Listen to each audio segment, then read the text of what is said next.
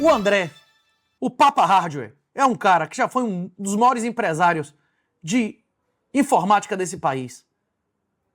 E esse relato dele é muito preciso sobre os efeitos tanto do split payment quanto da reforma tributária. Que ninguém, meu irmão, sabe a alíquota que vai ser aplicada daqui a menos de 6 meses. Não é não, Ellen? Além de recorde em carga tributária, além de judiciário desmoralizado, total insegurança jurídica. Para os amigos, tudo. Ninguém vai preso. E para os inimigos, a mais absurda aplicação da lei. Quem quer gerar riqueza de maneira honesta nesse país é considerado amigo ou inimigo da ditadura. Eu te pergunto, no Brasil, vale a pena ser honesto ou vagabundo? Você quer ser honesto ou vagabundo? Então, meu irmão, se pique. missãobitcoin.com.br. Te espero em CDE, dia 19 e 20 de setembro. Quer recorde na tela, Erley? A partir do dia 1º de janeiro de 2027, começa a reforma tributária, com o IVA, com não sei o quê. E ninguém sabe margens de nada ainda. Vocês sabem o quanto isso é perigoso? Imagina que você é dono de uma empresa e você ainda não sabe qual vai ser a margem que vai ser aplicada sobre os seus produtos. Você tem que falar com o pessoal do sistema para emitir nota. Cara, é um inferno. E pelo visto, assim, ó, eles não vão dar tempo hábil, tempo suficiente pra galera se adaptar a isso. Isso vai abrir uma insegurança jurídica gigantesca, tá ligado? O fiscal chegar na tua empresa e ver que tu não tá emitindo a nota correta e te multar. As empresas que cuidam de programas de emissão de nota vão cobrar o valor que elas quiserem, porque vai ter um sobrecarregamento no trabalho deles. Irmão, eu não consegui entender isso. Eu ouvi hoje ou ontem um corte de um cara ali falando que não tem as alíquotas. Ah, o imposto vai ser entre tanto e tanto, mas precisa saber qual que é a alíquota. Eu já fui autuado pela Receita Federal porque eu botei uma alíquota incorreta numa nota fiscal de um mousepad de R$16. Fui autuado por causa de 20 centavos, 15 centavos, uma coisa assim. Você tá entendendo, cara? Precisa saber as alíquotas, cara. Se não souber, cara, as empresas vão cometer erro. A Renata tá aí, a Renata trabalha com isso aí, ó. A Receita, como é que é? A Receita Federal falou que é perigoso informar, tenso para os contadores e o sistema. Exatamente. A própria Receita Federal falou que é perigoso informar as alíquotas agora. Pessoal, vocês estão entendendo que o pessoal que presta serviço pagava uma alíquota de 6% sobre serviço. E agora vai ter que pagar uma alíquota de 28%, de 32%. Lembrando que mais da metade de todos os postos de trabalho do Brasil são no setor de serviço. Mais da metade de toda a riqueza produzida dentro do Brasil não vai duplicar o imposto. Não vai triplicar o imposto. Vai ser 4x, 5x. Vai ser 300, 400% de imposto. É por isso que a Receita Federal não quer falar nada agora. Ninguém quer falar nada. Eles estão esperando que o Flávio ganhe, revogue tudo isso. Cara, o Brasil quebra. E não vai ser assim, o Brasil não vai quebrar no final de 27. Ah, entre 28 e 29. Pessoal, o Brasil quebra em fevereiro. Todas as empresas do Brasil vão quebrar em fevereiro, janeiro ou fevereiro já. A Renata tá comentando, não tem como orientar os empresários. A Renata que trabalha no setor de contabilidade. Você tá entendendo, cara? A loucura que a gente tá falando aqui? Ninguém sabe as alíquotas, irmão. A reforma tributária do Lula vai ser uma catástrofe financeira com um imposto e um formato de imposto que não funcionou em lugar nenhum do mundo. A Record, a empresa que fez a sabonetina com Lula, a entrevista que não foi nem ao vivo, no Palácio, que quando o Bolsonaro gravava lá, era ilícito eleitoral. Quando o Lula grava lá, eu não sei. Veremos se a Justiça Eleitoral vai considerar que foi lícito. Essa empresa, ligada à Igreja de Edir Macedo, é também a controladora, dizem, não sei se é verdade, do partido de Tarcísio. Tarcísio pessoalmente apoiou e conseguiu os votos necessários para essa reforma tributária satânica. Quem apoia Tarcísio, apoia o PT. Quem apoia Tarcísio, apoia essa reforma tributária que vai destruir o Brasil. Quem diz isso não sou eu, é o André Papa Hardware, em fevereiro de 2027. O André diz, qualquer empresário que mantenha um centavo no Brasil espera que Flávio vá ganhar e que vai revogar a zorra toda. Eu lhe pergunto, se Flávio ganhar, o poder do judiciário militante aumenta ou diminui? O STF vai dar ordem com mais facilidade a Lula ou a Flávio? Pois é, Flávio ganhando, explode o poder da ditadura judiciária. Flávio ganhando, ele vai ter poder de fazer o que ele quiser ou vai cagar 1 quilo direitinho, como o STF mandar.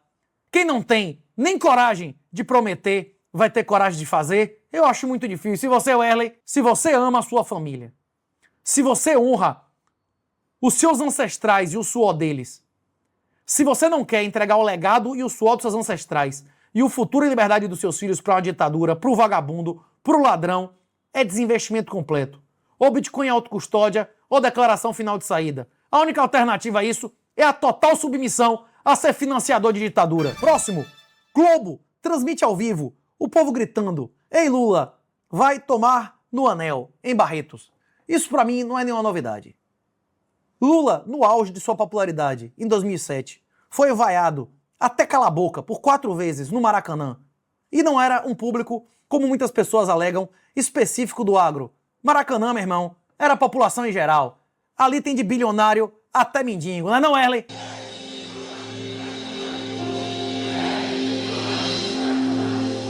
O presidente Lula compareceu ao Maracanã.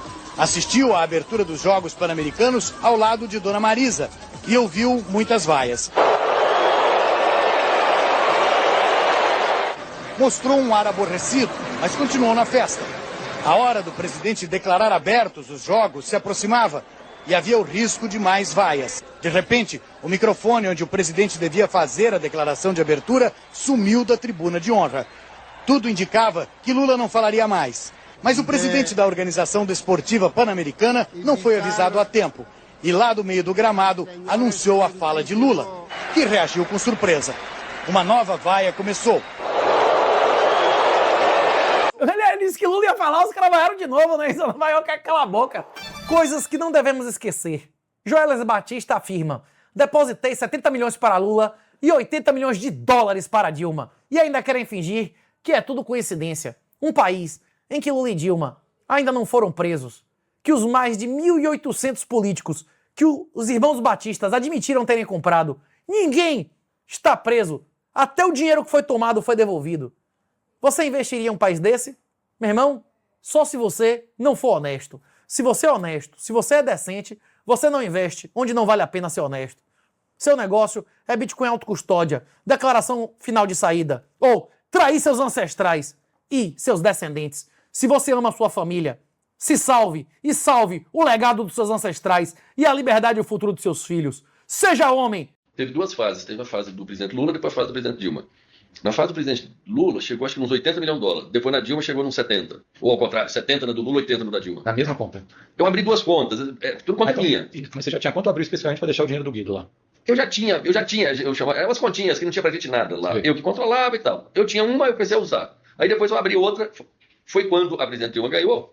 Disse assim, aí eu perguntei, falei, que ele continuou ministro, né? Ele era ministro do Lula, continuou ministro da Dilma. Só pra gente voltar aqui, essa conversa que você se entendeu com ele foi em que ano? 2009. 2009. Aí o governo Lula acabou em 2010. 10. Quando acabou o governo Lula tinha quanto na conta, você lembra? Então, é 70 ou 80. 70, 80. Eu acho que a do Lula, sim, a da época do Lula parou em 70 e a da época da Dilma parou em 80. Chegou em 80. E agora, Alexandre de Moraes, meu irmão, dá ideia, e eu acredito que se referiu especificamente a Ricardo Pinto, meu irmão, o Peter do Ancapso. Eu tenho muitas críticas a ele, mas assisto tudo. Na minha opinião, não há nenhum canal no Brasil mais produtivo e mais eficaz em resumir notícias rapidamente como ele. É um fato, não é, Wesley? Esse influencer tem mais audiência do que o Jornal Nacional e todos os telejornais. Isso foi um trabalho para desacreditar. Quantas pessoas você conhece que não acreditam mais na mídia tradicional e seguem como se fosse uma região fanática? Tudo que a Folha passa como notícia, lavagem cerebral. Pois é, esse ano já foi recorde em declaração final de saída. Depois da eleição, mais ou menos brasileiros vão deixar de querer pagar imposto no Brasil. Hoje, um influencer que ninguém nunca aqui ouviu falar, o pessoal não faz a mínima ideia do que está falando, fala da guerra da Ucrânia até a derrota lamentável do Corinthians com o Curitiba ontem. Sabe comentar tudo. Esse influencer tem mais audiência do que Jornal Nacional, do que todos os telejornais. Isso foi trabalhado para desacreditar. Quantas pessoas vocês conhecem que não acreditam mais na mídia tradicional? e que seguem como se fosse uma religião fanática tudo que a bolha passa como notícia. Lavagem cerebral. O BTC Manhattan comenta, uma das bandidas da semana. Vocês estão acompanhando a história da psicopata que matou seus filhos? Pra você entender, é tipo o caso do O.J. Simpson, só que para mulheres. A mulherada apoiando e defendendo essa barbaridade. Fizeram um FundGome e já deram mais de 1 milhão. Vem logo Jesus. A Lindsay Clancy estrangulou seus 3 filhos e tentou se matar pulando de menos de 10 metros. Claro que ela não morreu, só ficou aleijada. Inclusive, há centenas de relatos na internet de casamentos e relacionamentos sendo desfeitos, noivado sendo desfeito dias antes de casamento, porque a mulher publicamente apoiou a assassina dos seus próprios filhos. Eu repito, a depressão tem um componente espiritual. Você precisa de ajuda médica. Agora, existe evidência concreta que mulheres casadas têm menos depressão do que mãe solteira. Existe evidência concreta de que quem está na igreja tem várias vezes menos depressão pós-parto do que quem não está. Se você deixar a porta aberta, se você enfrentar sem Jesus as entidades satânicas, você não tem chance nenhuma.